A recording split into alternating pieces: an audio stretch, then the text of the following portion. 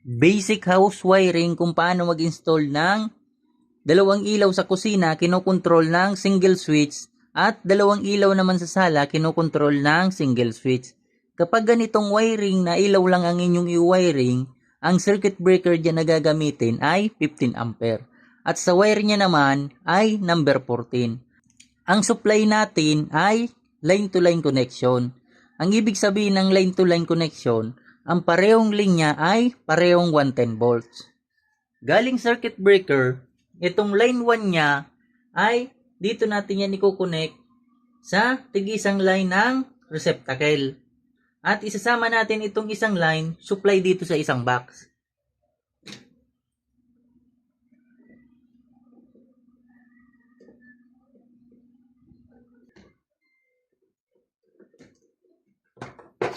Galing circuit breaker, ang line 2 niya naman ay dito natin yan i-connect sa isang line ng switch. At dito, sa isang line, supply dito sa isang box.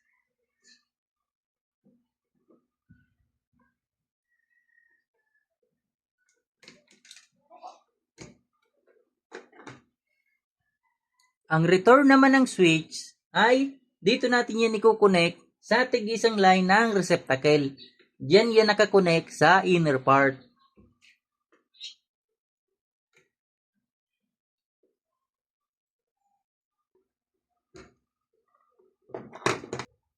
Next, dito na tayo sa isang box. Ito ng dalawang wire ang magiging supply dito. Ang line 1 niya naman ay dito natin yan i-connect sa tig-isang line ng receptacle. Diyan yan nakakonect sa gilid ng receptacle.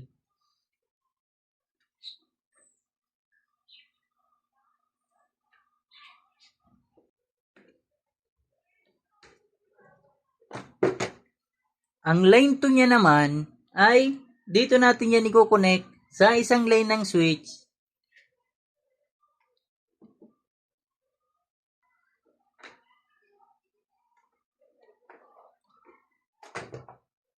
Ang return naman ng switch ay dito natin yan i-connect sa tig-isang line ng receptacle. Diyan yan nakakonect sa inner part.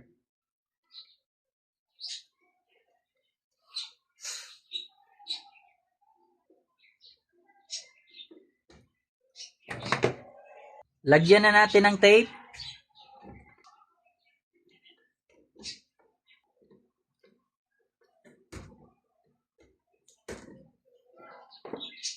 Ipasok na natin ang wire sa junction box at takpan na natin.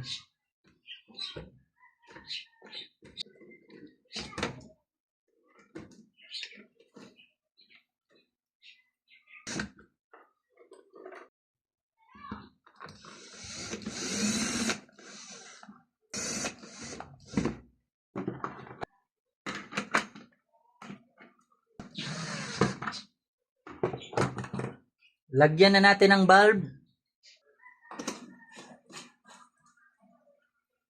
I-on natin ang circuit breaker. Ngayon, i-on na natin ang ilaw sa kusina. Dapat kapag in-on ko to ay sabay silang dalawa ilaw. Dito naman tayo sa sala. Dapat kapag in-on ko to ay sabay rin silang ilaw.